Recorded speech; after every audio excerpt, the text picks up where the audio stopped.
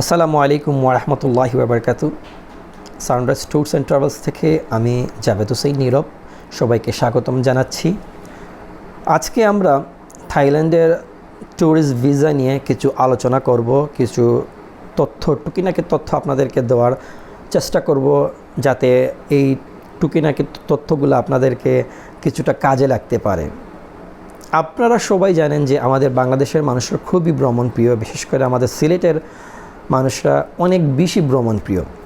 আমাদের সিলেটের মানুষরা সবসময় ভারতে ভ্রমণে যান, নেপালে ভ্রমণে যান, থাইল্যান্ড, মালয়েশিয়া, সিঙ্গাপুর, দুবাই, তারপরে হংকং, চায়না, অনেক দেশে যান। এখন আমাদের কাছে অনেক সময় অনেক কোয়েকশন আসে, অনেক কোয়ারি আসে, অনেক সময় অনেক ক্লায়েন্ট আমাদেরকে বলেন যে ভাই আমি তো কোথাও আগে যাইনি, আমি কি এখন থাইল্যান্ডের ভিসা কি জমা দিলে পাবো? তো অনেক সময় অনেক বিষয় জানা থাকে না অনেকেরই। তো এই বিষয় নিয়ে আজকে আমরা কথা বলতেছি।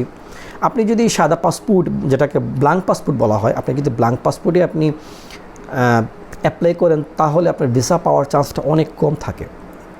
কিন্তু আপনি ভারত অথবা নেপাল এই দুইটা দেশ ট্রাভেল থাকে, অথবা ভারত যদি আপনার ট্রাভেল থাকে, তাহলে আপনি অবশ্যই থাইল্যান্ডের জন্য এলিজিবল এবং আপনার ভিসা হওয়ার চান্সও অনেক বেশি। কিন্তু থাইল্যান্ডের কিছু রিকোয়ারমেন্ট আছে, ভিসার জন্য কিছু চেকলিস্ট ওরা দিয়ে দেয়, যেটা আপনাকে অবশ্যই ফুলফিল করতে হবে এবং এরই মাধ্যমে আপনার ভিসা হওয়ার চান্সই আছে। তো থাইল্যান্ড কী চায়, থাইল্যান্ডের ভিসার জন্য আপনাকে কি প্রয়োজন, এটাই নিয়ে আজকে কথা বলবো। এই তথ্যগুলো অনেকের জানা নেই বা অনেকের জানা থাকলে এটা অনেক সময় ক্লিয়ার থাকে না, এটাই নিয়ে আজকে কথা বলতেছি। তো থাইল্যান্ডের ট্যুরিস্ট ভিসার জন্য প্রথমে আপনাকে অবশ্যই আপনার পাসপোর্টে 2টা ব্ল্যাঙ্ক পেজ থাকতে হবে। মানে আপনার পেজে যদি অনেক ভ্রমণ করে থাকেন, তারপরও আপনাকে 2টা পেজ থাকতে হবে এবং অবশ্যই আপনার পাসপোর্টের মেয়াদ 6 মাসের বেশি থাকতে হবে, তাহলে আপনি থাইল্যান্ডের ভিসার জন্য এলিজিবল। 2 নম্বর, আপনার পেশাগত তথ্য অনুযায়ী আপনাকে কিছু ডকুমেন্ট প্রোভাইড করতে হবে। আপনি কি বিজনেসম্যান নাকি আপনার জবে আছেন? যদি আপনি ব্যবসায়ী হয়ে থাকেন, তাহলে আপনার ব্যবসায়িক ডকুমেন্টগুলো আপনাকে দিতে হবে। যেমন আপনি যদি ব্যবসায়ী হয়ে থাকেন, তাহলে আপনাকে অবশ্যই আপনার যে ওই ব্যবসার ট্রেড লাইসেন্সটা প্রোভাইড করতে হবে, ভ্যালিড ট্রেড লাইসেন্সটা, যেটা আপনি সিটি কর্পোরেশনের মধ্যে হলে সিটি কর্পোরেশনের, পৌরসভার হলে পৌরসভার করবেন। তো ওইটা যদি আপনার বাংলা থাকে, বাংলাটাকে ইংলিশে ট্রান্সলেট করে নোটারি করে দিবেন, নোটারির মাধ্যমে অ্যাটাচ করে দিতে হবে এবং বাংলাটাকে ফটোকপি করে দিতে হবে। এটা হচ্ছে আপনার ম্যান্ডেটরি। 2 নম্বর, আপনাকে দিতে হবে 35-45 সাইজ, 3.5 ইন্টু 4.5 cm, যেটাকে আমরা 35-45 সাইজের ছবি বলি, সাদা ব্যাকগ্রাউন্ড। অবশ্যই এটা 1 থেকে 6 মাসের মধ্যে সদ্য ছবি তোলা হতে হবে। 3 নম্বর, আপনাকে ভিজিটিং কার্ড, ব্যবসার ভিজিটিং কার্ড আপনাকে প্রোভাইড করতে হবে। 4 নম্বর, আপনাকে দিতে হবে আপনার বিজনেসের লেটার প্যাড, যেটা ওইটা 2 কপি লাগবে।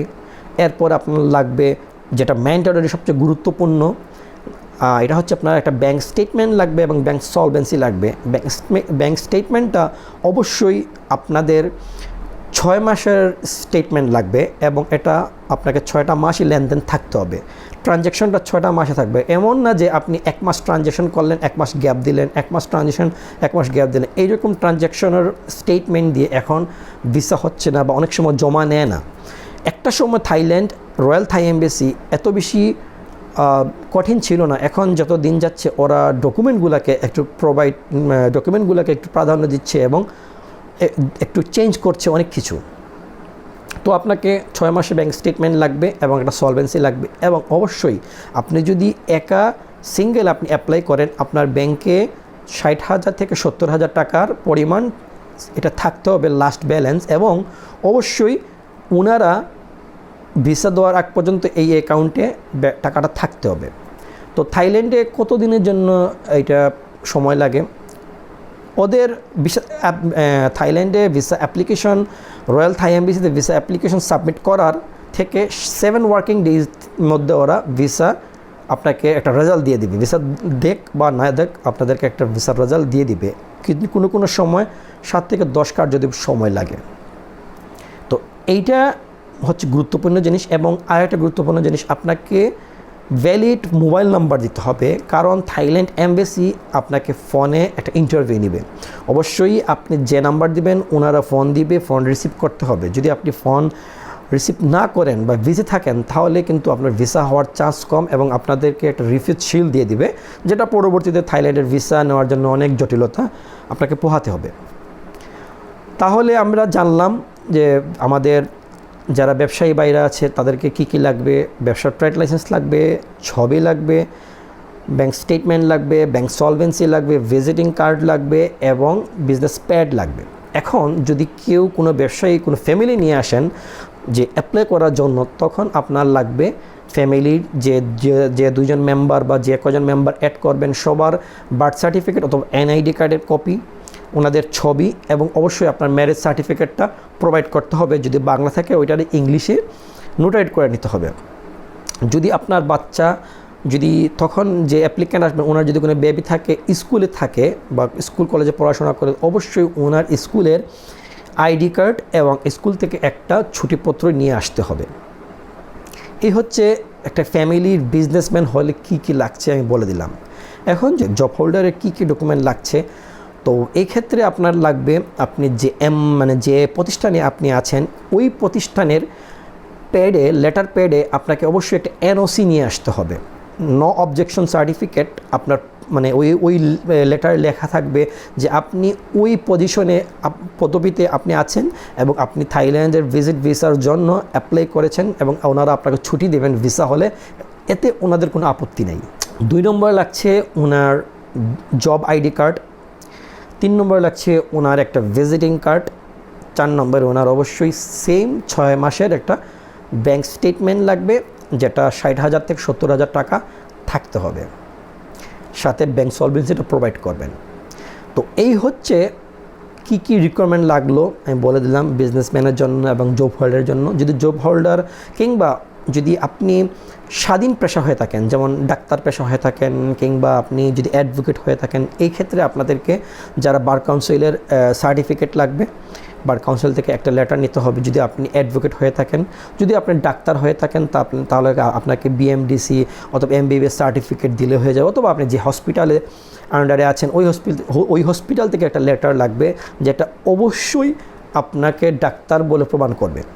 এই হচ্ছে রিকোয়ারমেন্টগুলো। আশা করি আপনাদেরকে আমি বুঝাতে পেরেছি। তারপরে যদি আপনি ফ্যামিলি নিয়ে আসেন, ফ্যামিলি মেম্বার যদি 1 বা 2 বেশি হয়, তাহলে আপনার ব্যাংক স্টেটমেন্টটাকে একটু ব্যাংকের যে লাস্ট ব্যালেন্সটা থাকবে এটাকে একটু বাইরে একটু আপ করতে হবে, যেটা হচ্ছে 60,000 থেকে আরও 60,000 প্লাস করে 1,20,000 বা 1,30,000 মধ্যে আপনাকে দিলেই হয়ে যাবে। তো এই রকমভাবে যদি আপনি একটু আমাদের তথ্য অনুযায়ী, আমাদের ইনফরমেশন অনুযায়ী আপনি থাইল্যান্ডের জন্য ভিসা অ্যাপ্লিকেশন করেন, আশা করি আপনাদের ভিসা হয়ে যাবে। একটা গুরুত্বপূর্ণ তথ্য আমি আপনাদের কাছে শেয়ার করতে চাই, যেটা হচ্ছে যে থাইল্যান্ড ভিসা কত দিনের দেয় এবং ভিসার এন্ট্রি রুলসগুলো কতটুকু। প্রথমে যদি আপনি থাইল্যান্ড ভিসার জন্য অ্যাপ্লিকেশন করেন, অবশ্যই আপনাকে সিঙ্গেল এন্ট্রি দিবে এবং এইটা দিবে 3 মাসের জন্য। যেদিন থেকে ভিসাটা ইস্যু হবে ওই দিন থেকে আপনাকে আগামী 3 মান্থ এর জন্য ওরা ভিসা দিয়ে দিবে। যেমন ধরেন আপনার ভিসা হয়েছে জানুয়ারির 1 তারিখে, আপনি মার্চের 31 তারিখ পর্যন্ত ভিসার মেয়াদ থাকবে। তো জিনিসটা এইরকম যে অনেকে মনে করে যে আমি এই জানুয়ারির 1 তারিখ থেকে আমি আগামী মার্চের 31 তারিখের মধ্যেই আমাকে যেতে হবে এবং আমার যে ট্যুর প্ল্যানটা থাকবে 7 দিন হোক 15 দিন হোক এর মধ্যেই এই জানুয়ারি 1 তারিখ থেকে 31 তারিখের মধ্যেই থাকতে হবে। আসলে ব্যাপারটা এইরকম না। ওরা 3 মাসের ভিসা দিয়ে থাইল্যান্ড যখন আপনাকে ভিসা দিবে, ওরা আপনাদেরকে 3 মাসের একটা ভিসা দিয়ে দিবে এবং আপনি যেদিন থেকে এন্ট্রি করবেন, যখন আপনি এন্ট্রি করবেন থাইল্যান্ডে, ওই দিন থেকে আপনি 60 দিনের জন্য আপনি এলিজিবল। ধরেন আপনার ভিসার মেয়াদ জানুয়ারি থেকে ইস্যু হয়েছে এবং 31শে মার্চ আপনার ভিসার মেয়াদটা শেষ হয়ে যাচ্ছে। আপনি 30 মার্চের মধ্যে আপনি এন্ট্রি করতে হবে থাইল্যান্ডে, এর মধ্যে আপনি এলিজিবল থাকবেন। আপনি যদি 30 মার্চ আপনি থাইল্যান্ড প্রবেশ করেন, ওই 30 মার্চ থেকে আপনি আগামী 60 দিনের জন্য আপনি থাইল্যান্ডে বৈধভাবে থাকতে পারবেন। এই তথ্যটা অনেকেই জানে না। সো আপনি ভিসা করলেন, ভিসা করে তাড়াহুড়া করার দরকার নেই। আপনার সময় প্রয়োজন মতো যে কোনো প্যাকেজে আপনি যেতে পারেন। এই 3 মাসের মধ্যেই আপনাকে যে কোনো দিন আপনি ট্রাভেল করলেই হবে। অবশ্যই ভিসা এক্সপায়ারির 1 দিন আগ মুহূর্তে আপনাকে যেতে পারবেন। তো এই টুকিনাকি তথ্য আমি আশা করি আপনাদের হয়তো কাজে লাগবে। আর কোনো ধরনের ইনফরমেশন কোয়েকশন থাকলে আপনারা আমার ভিডিওর নিচে কমেন্ট করতে পারেন। আপনারা অবশ্যই সানরাইজ ট্যুরস অ্যান্ড ট্রাভেলস এবং সানরাইজ ট্যুরিজমের পেজটাকে লাইক দিবেন, শেয়ার করবেন, আপনাদের মূল্যবান কমেন্ট দিয়ে আমাকে জানাবেন। থাইল্যান্ড ভিসা সম্পর্কে আর কোনো তথ্য থাকলে আমাকে বা আরও কোনো কিছু জানার থাকলে অবশ্যই আপনারা কমেন্টে লিখবেন। আগামী কোনো ভিডিওতে আমরা অন্য কোনো দেশের ভিসা প্রসেস নিয়ে কথা বলবো। ধন্যবাদ জানাই। আসসালামু আলাইকুম রহমতুল্লাহ।